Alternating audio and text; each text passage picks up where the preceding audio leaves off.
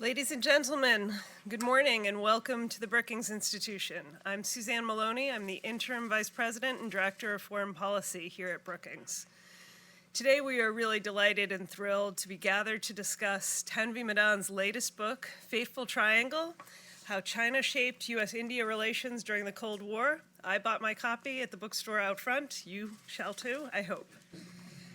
As you all know from her bio, and because you've joined us here today, Tanvi is the director of the India Project and a senior fellow in the Project on International Order and Strategy in our Foreign Policy program here at Brookings.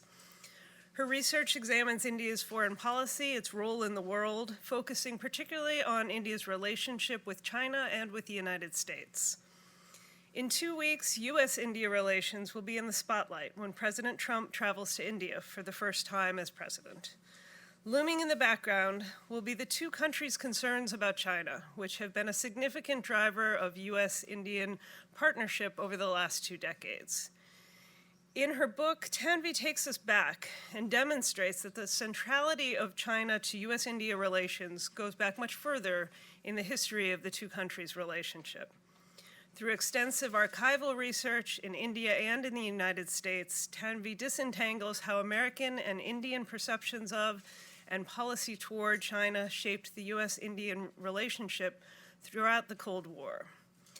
In the finest tradition of Brookings, Fateful Triangle has tremendous value for both scholars and policymakers, as well as all those interested in Asia, U.S. and Indian foreign policy, diplomatic history, and international relations more broadly. It really provides a unique and important contribution to the existing scholarship on the U.S.-Indian relationship, taking it beyond South Asia to the broader Asian context. Tanvi's book offers both lessons and insights about the possibilities and limits of U.S.-Indian cooperation in the context of a rising China. Following Tanvi's opening remarks on the book and its key findings, she will join Kurt Campbell and Tom Wright for a panel discussion. We are really delighted to welcome Kurt, who is the chairman and chief executive officer of the Asia Group. You have his bio as well, but in addition to his time as Assistant Secretary of State for East Asia and the Pacific, he's also written numerous books, including The Pivot, The Future of American Statecraft in Asia. Tom Wright, who will be moderating the discussion, is the director of our Center on the U.S. and Europe, a senior fellow in the Project on International Order and Strategy, and himself the author of a number of publications, including a fantastic book.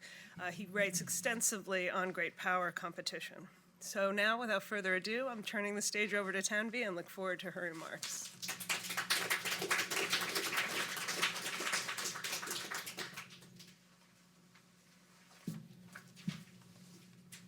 I guess this is going to go on. Who's doing the PowerPoint? There we go. Thank you, Suzanne, and I'm grateful to you and also to Kurt and Tom for participating in this event. Thanks also to Anju Bois, Laura McGee, Jennifer Mason, Anna Newby, Suzanne Schaefer, Adriana Peter and her team for putting this event together so speedily, and to all of you for coming here this morning.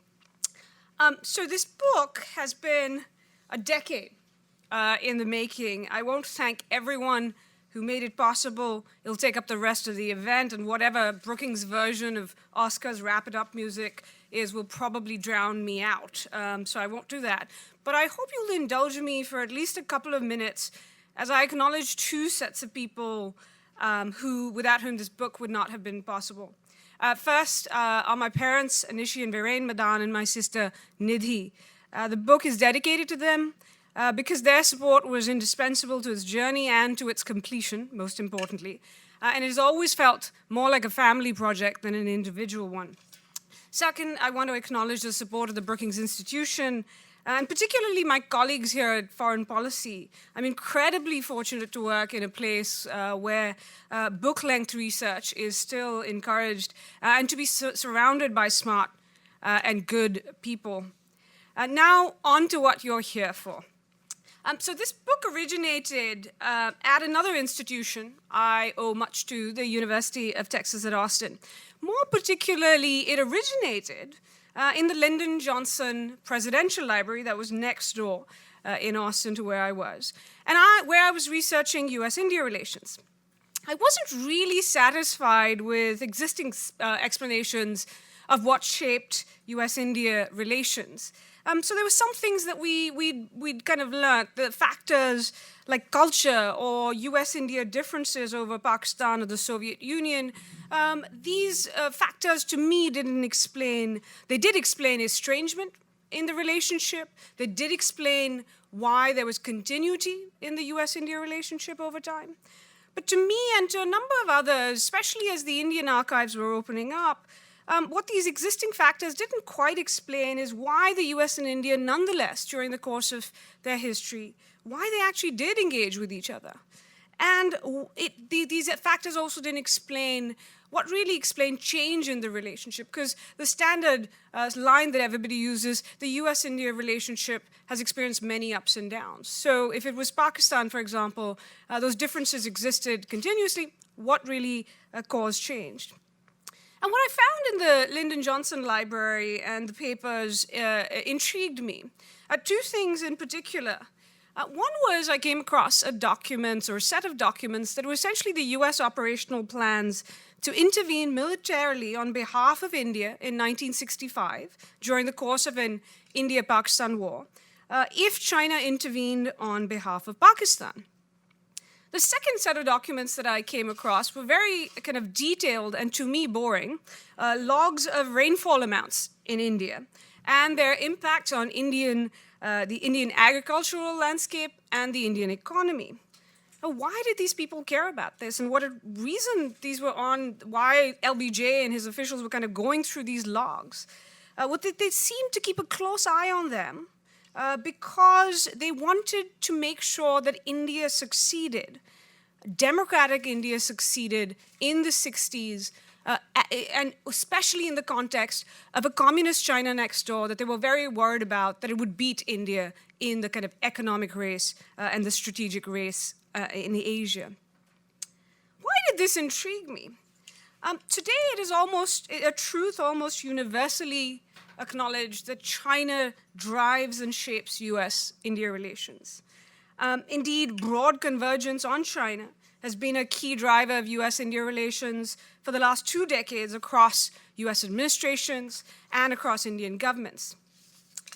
Even if China was not mentioned during these visits up here on the PowerPoint presentation, during the Obama and Trump administrations, China nonetheless loomed large behind these big hugs between Prime Minister Modi and these two leaders. But what I had found, and that's why what I found in the LBJ archives intrigued me, what I'd found was that China's role in shaping the US-India relationship was not just a recent phenomena restricted to kind of the last few decades. Indeed, what I found, and this book lays out, was that China's influence went back to the early years of Indian independence. And the book takes you back to 1949 and starts at that point, where China was indeed what lay behind another visit. That is Indian Prime Minister Nehru's visit as the first Indian Prime Minister to ever visit Washington. When he came in 1949, he received a warm welcome on his arrival. President Truman indeed went to the airport to receive him, taking along 3 cabinet members and an honor guard. The US Congress hosted Nehru for a speech. Why all this fanfare behind the visit of this Indian leader? A major reason was what had happened just before Nehru's visit to Washington, what American policymakers saw as the loss of China to communism. And this had happened just a few days before, on October 1st, 1949, when Mao Zedong establishes the People's Republic of China. The establishment in the US now saw, in that context, a democratic India as the hope of Asia and believed it could serve as a counterbalance and contrast to Soviet-backed communist China. But during the course of this kind of visit that Nehru takes with much fanfare, it became quite clear that India did not share the same view of or the same approach to China as the US did. And so instead of convergence in China pushing the US and India together, over the next few years, what you really see in the US-India partnership and between the two countries is divergence on the subject of China. They disagreed about a number of different things, whether to recognize the People's Republic of China or not, what to do about the Chinese takeover of Tibet, China's role in the Korean War, and the reasons for its intervention in that war, China's role in Southeast Asia. They also disagreed about the approach to take to China. Even the Nehru government in India did have some concerns about China, but they thought the best way to mitigate or resolve these concerns was to engage China rather than contain it.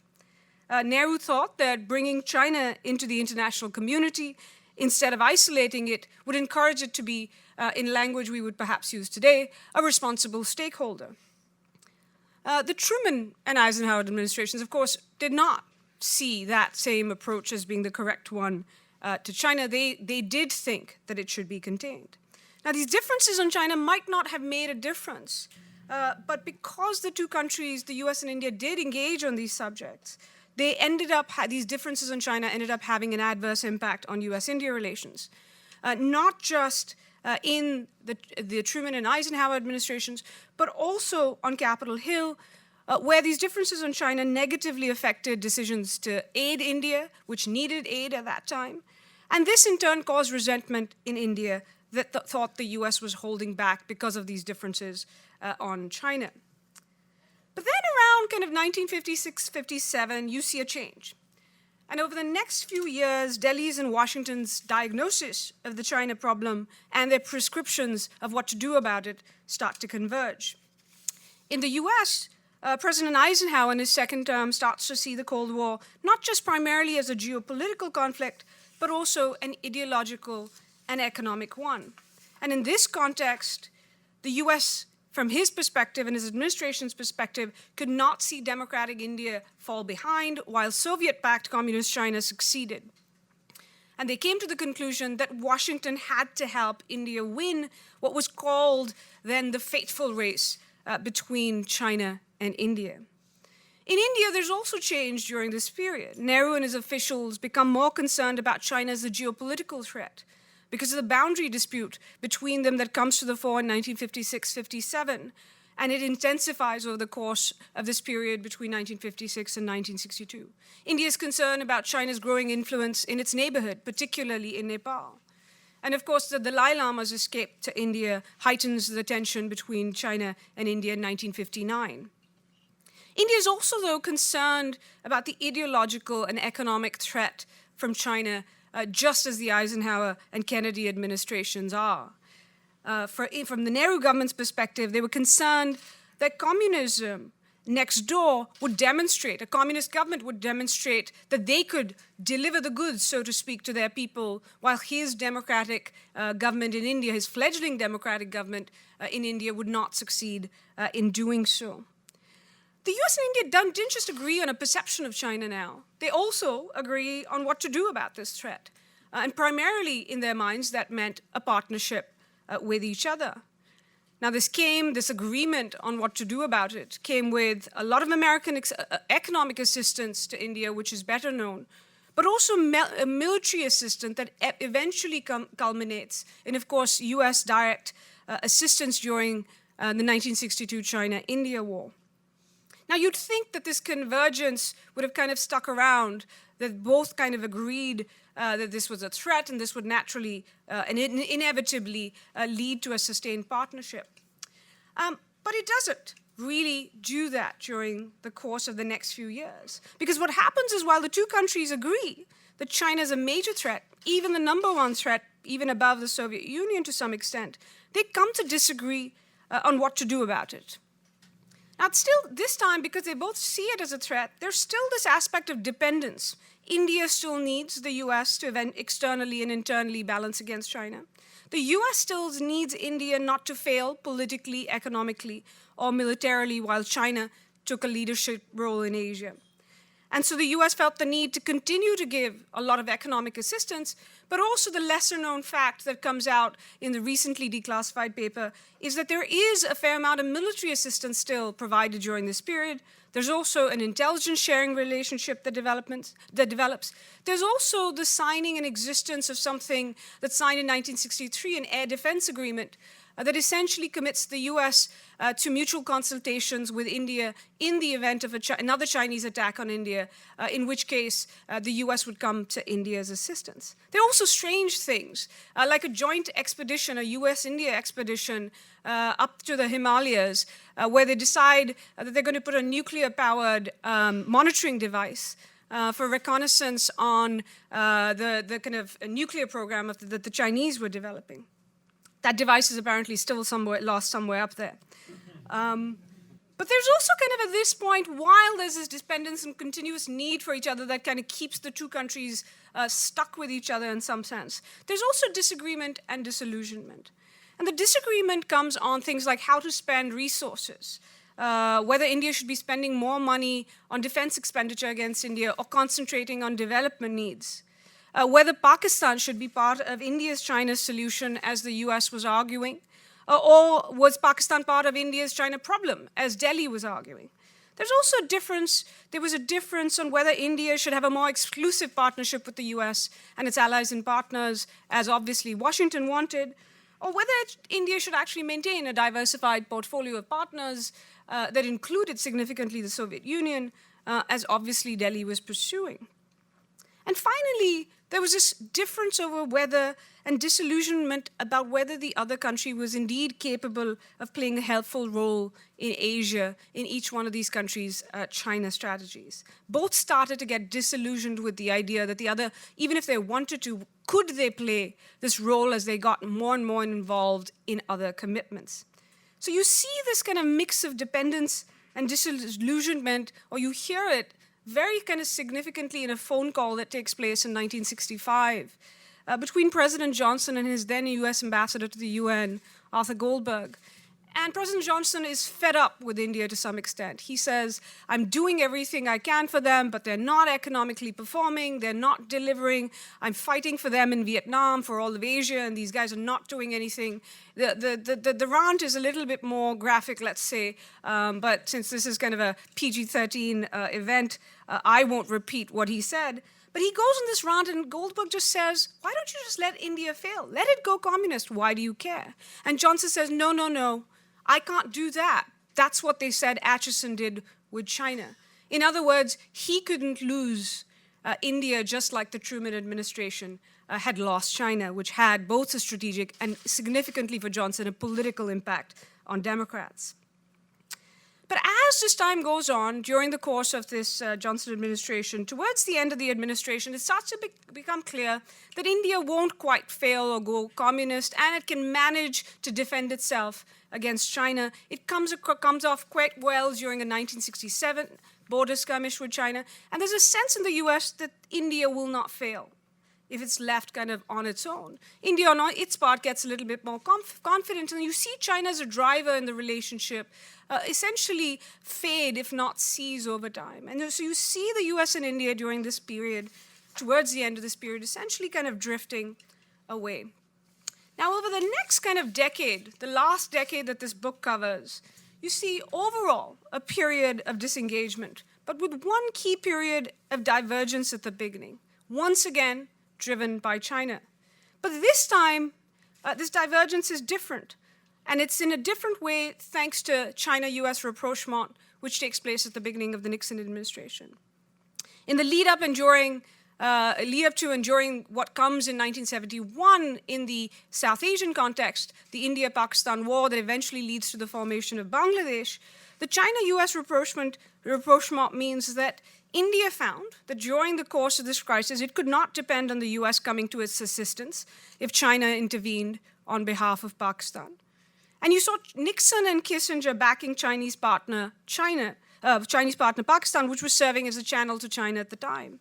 Indeed, this kind of vision of needing to back Chinese partner Pakistan leads kind of Nixon and Kissinger not just to kind of support Pakistan, but to even encourage China to intervene in the war on behalf of Pakistan. This, of course, leads to the low point that many of you know about in the U.S.-India relationship that is remembered to this day, the sailing of the USS Enterprise into the Bay of Bengal. It also led to the deepening of Indian engagement with the Soviet Union because of the treaty that's signed between the two countries in 1971. After this period, you do see kind of a period of disengagement. Because while India-Soviet relations start to deepen, U.S. India engagement in the final period that this book covers is one essentially of disengagement, not just because of the war, but significantly because with the rapprochement with China, the U.S. no longer really needed India as a counter in Asia. And India, on its part, now had a Soviet insurance policy and also moved towards acquiring an independent nuclear deterrent. Nonetheless, India was wary of overdependence on Moscow, and so it essentially sought to do two things during the course of the Ford and Carter administrations and the Indira Gandhi and Morarji Desai governments in the case of India. These two things were essentially to stabilize relations with the US, what we would perhaps today call a reset, and get it back on an even keel. And the second was for the Indian governments to seek their own rapprochement with China. And essentially, the US supported and even encouraged this because the US, on its part, did not wanted to limit US or the Indian partnership with the Soviet Union. And so during the end of this period, in particular the Carter administration, you see essentially this kind of triangle come full circle. In 1949, you had seen India encouraging China and the US to engage in that first meeting between Truman and Nehru. And now, by 1979, you see the US encouraging China and India to engage. And you see this reflected in a meeting that this book ends on.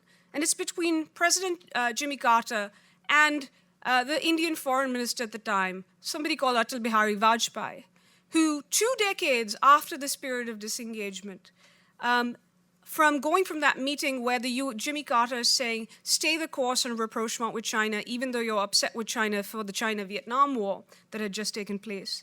2 decades after that, you really do see us back again at the point of convergence on the subject. 2 decades after that meeting, Vajpayee is, of course, prime minister, and we see the beginning of this present phase of convergence, whereas former Indian National Security Advisor Shiv Shankar Menon put it, convergence on China has become the strategic glue in the US-India relationship. So I'll end with saying, what does all this past? This is kind of a lot of kind of detailed past stuff in the book, which I enjoy doing, and I hope you enjoy reading about it. What does this past of this book say about the present and future? There is more detail on this in the book, and we'll get to it in Q&A, but I'll essentially say 2 things. One, it explains a lot of the historical baggage regarding China, regarding partnership, regarding alignment in the US-India relationship, historical baggage that to this day affects and shapes how the two countries see each other in the context of a rising China. To give you one example, you cannot understand Indian concerns about a G2 or a US-China condominium without understanding India's sense that in 1971, essentially overnight, much like the Japanese called it Nixon shock, India had to face going from having a US partnership against China to the prospect of a US-China-Pakistan, facing a US-China-Pakistan partnership against it. A second thing beyond kind of the historical context that this lays out for the present day is this book tries to offer some insights on the possibilities and limitations of what we think of as a US-India partnership with China. There's some, and Ambassador Bob Blackwell has been amongst the foremost in saying this, that a US-India partnership is inevitable if there's a rising China that's seen as a threat. There are others who say it's an impossible partnership. It will not happen because India doesn't do alliances or even alignments. And what this book lays out is that a US-India partnership, even an alignment against China, is possible, but only when certain conditions are in place. And if you read the book, you'll find out what those conditions are. And I will stop at that point. Thank you.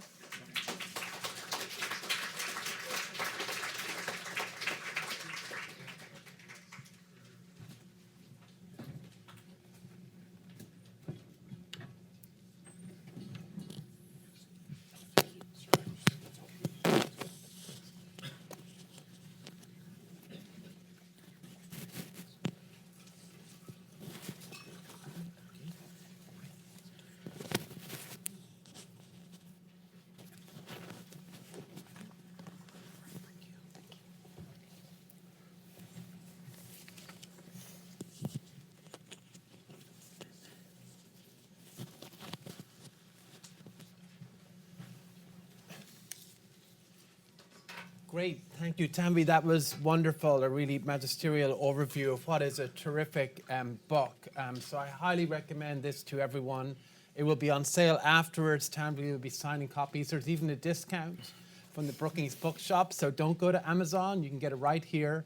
So I definitely recommend it to everyone. As somebody who, who comes from a more Atlanticist background and really feels pretty steeped in Cold War, history, but largely from sort of the Atlanticist perspective, I have to say I learned an enormous amount from this book, not just about the Cold War in Asia, but also sort of your central argument, which I found very provocative and interesting. And it's a very well written book as well. So I think it's an easy sort of read for those of you who like a very gripping history, and there's some big personalities in it. And we're delighted to be joined by our friend Kirk Campbell here today, who of course has a very strong background himself in U.S. strategy toward Asia and toward India, and is involved in many of the recent developments over the last 20 years in terms of U.S. policy toward Asia. The architect, of course, of the pivot, and also has much experience dealing with India. So before, Tanvi, we maybe get into talking to you about more details of the book and looking ahead as well to the future of U.S.-India relations and U.S. strategy in Asia. Kurt, maybe we could start with you, but just your reflections on Tanvi's presentation and on the book. First of all, Tom, thank you very much. It's a pleasure to be here, and it's a terrific book, and grateful to be able to help celebrate this with Tanvi. And can I also say, it is true the way Suzanne began, the fact that Brookings is committed to research that ends up in books is an important, essential part of what scholarship is about, and I want to commend Brookings for doing it. I did notice Suzanne has a new long title, sort of acting special, sort of like one of those officials in Wuhan right now, so you're not sure how long they're going to be in that job, but still, I commend her on and congratulate her for this. So I really like the book. I will say, I told Tanvi as we began, I was completely unconvinced when I picked it up, because when I thought of it, and I thought of this period, I thought that the two mediating powers for at least U.S. policy in the region were primarily the former Soviet Union and Pakistan. I thought those were the driving forces of both American strategy and how India thought of the Cold War in Asia more generally. But I liked the breakdown in the book and the historical dimensions, particularly the Eisenhower stuff, was fascinating. And the Tanvi's description of Eisenhower's historic visit to India, what it meant, and what animated American strategy in this period really illuminated for me things that I didn't understand or didn't appreciate as fully. I will tell you, as someone who has spoken and engaged with Indian friends, I think for a longer period of time, about China and about Asia, the history that Tanvi interprets for us, this history is much better known to Indian friends than it is to Americans. And it will be recited for you in great detail. Usually the areas of disillusionment and disappointment will come up again and again. And so I would recommend for friends who are thinking about the historical context and who are not persuaded necessarily. There is this view, and again, it starts at the beginning of the book.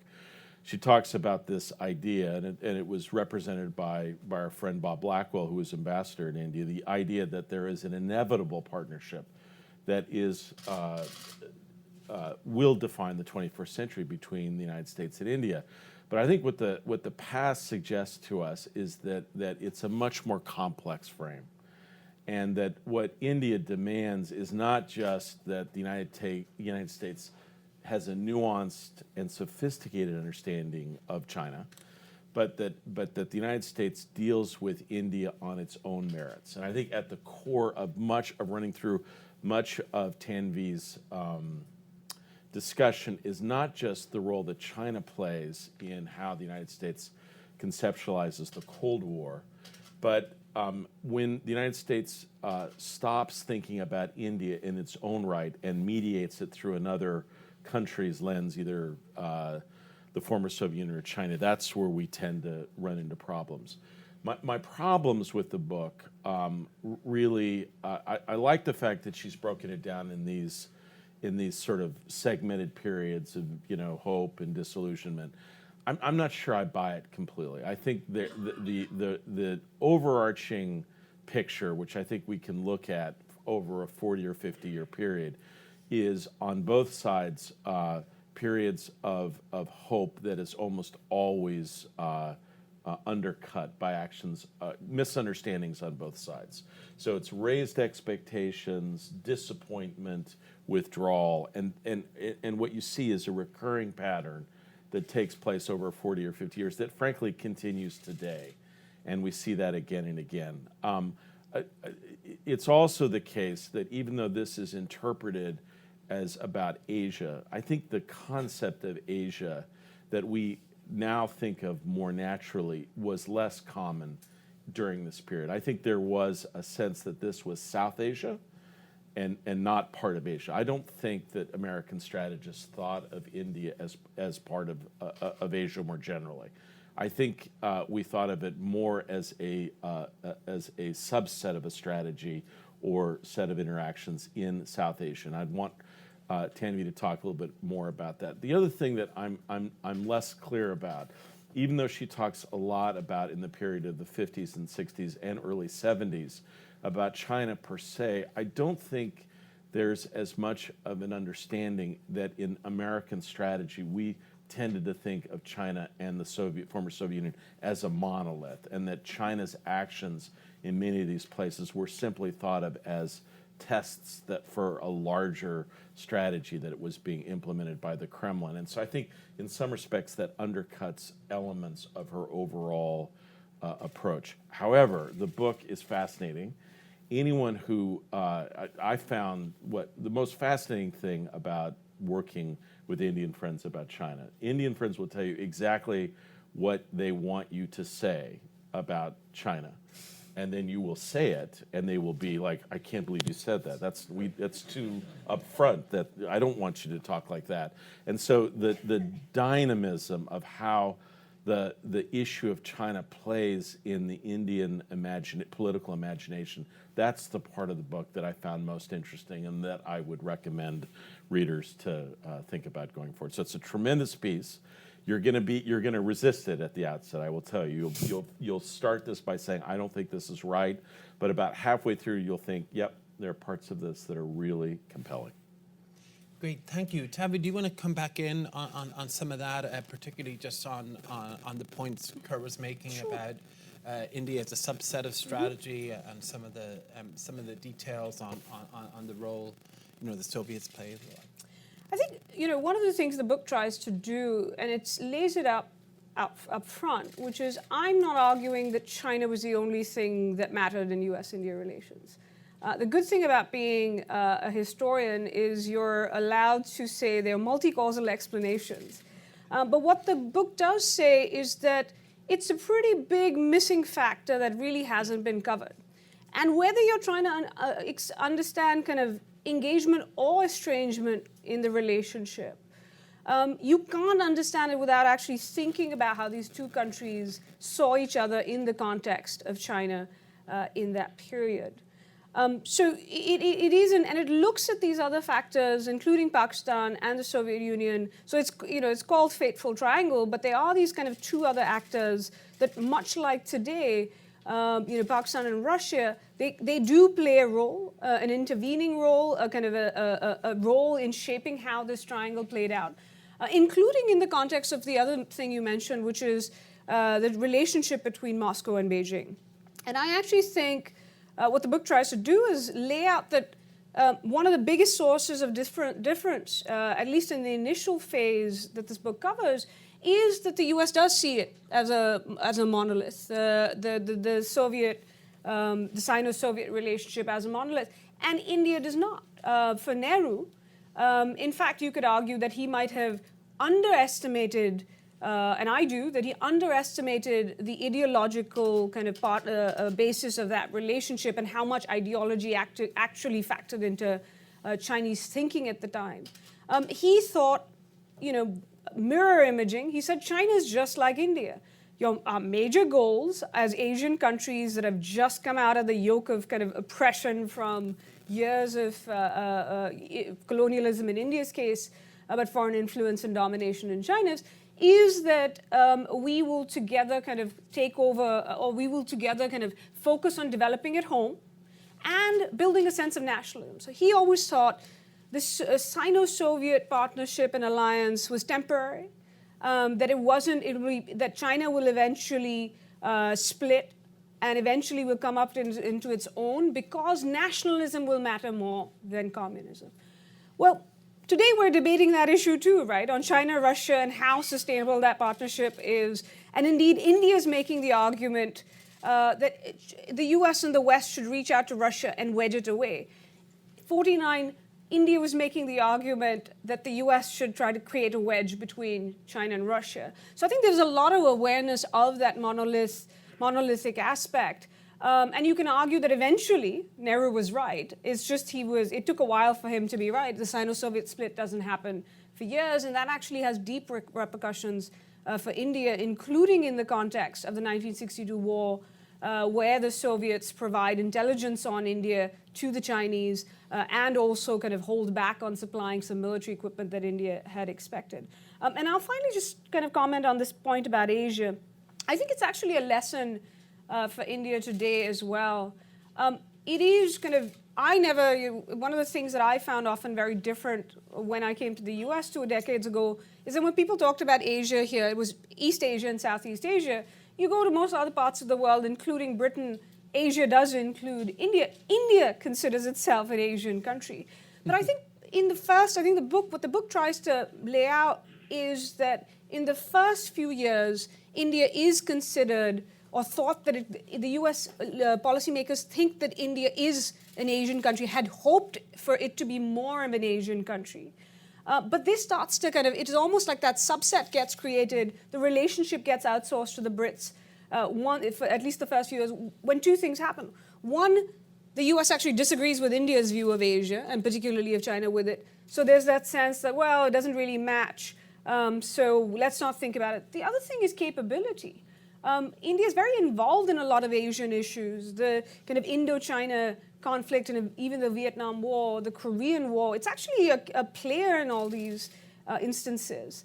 The Afro-Asian Summit in 1955 in Bandung, bringing together people from what we'd call the Indo-Pacific.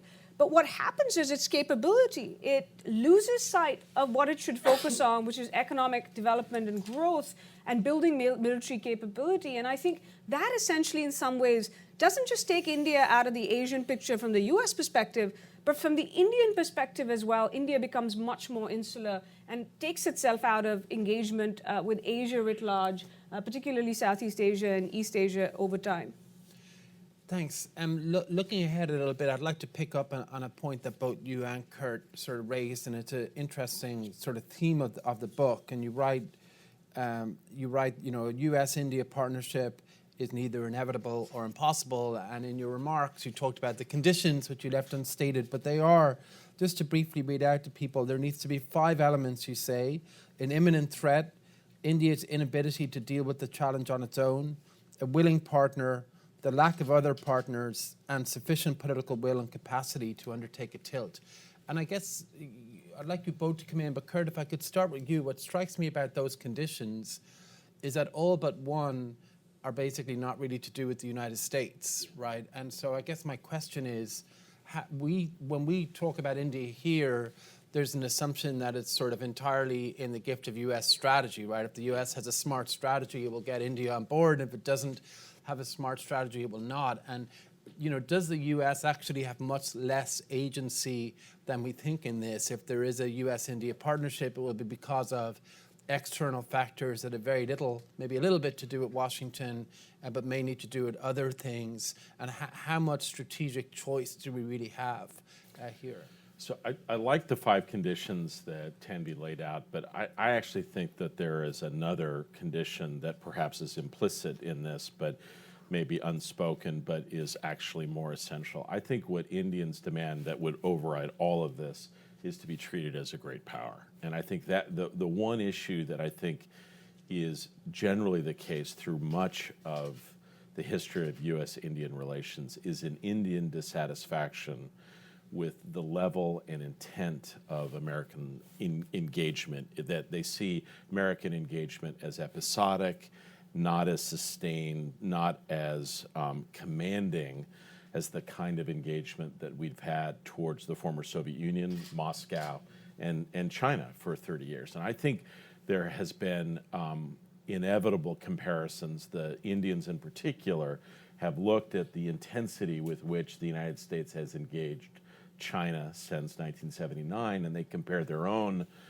diplomacy, and they find it lacking in some cases. And so I think that what's going to be necessary is a recognition that from the United States perspective, that India is not an occasional visitor. And we are focused right now on President Trump's upcoming visit to Delhi, but it has to be perpetual. It has to be a constant factor in American strategy, and it's not yet. And I think that's going to be the condition that's more important than these others. That India commands the level and extent of engagement that it is among the top tier, strategic partners and considerations for the United States. That's the first thing I would say, Tom, more generally. I do think that what India offers to the United States, even in the 1950s and 60s, is this combination of both being a developing country and a great power. And and I don't think the United States ever came to terms with the conjunction there. And I think the Indian dissatisfaction with the lack of engagement more generally has permeated most of the relationship overall. One of the other thing, Tom, I just say, and then turn to Tanvi. The other thing that was fascinating throughout early parts of the book is how much a sense of anxiety, almost defeatism, and a sense that we were playing defense, that we had to save India from falling into one camp or the other, animated much of American strategy. And it seems to me that we've made the most gains in U.S.-Indian relationship when there is an optimistic sense about the United States, not fatalistic, and not a sense that India is going to fall under some sway, or that we are losing in a global competition. And I don't think that is factored as much in these more recent calculations here. Thanks, Tanvi. I think I think the reason the kind of peak of the relationship in the period, the entire period that I covered, that it really, you do see convergence is in that Eisenhower second term and kind of the early Kennedy years, where that's exactly what you see, which is a sense of optimism about India. And a sense that the U.S., it wasn't about stopping India from failing, but helping it succeed. What since kind of the Bush administration has essentially become U.S. policy once again, which is to support the rise of India.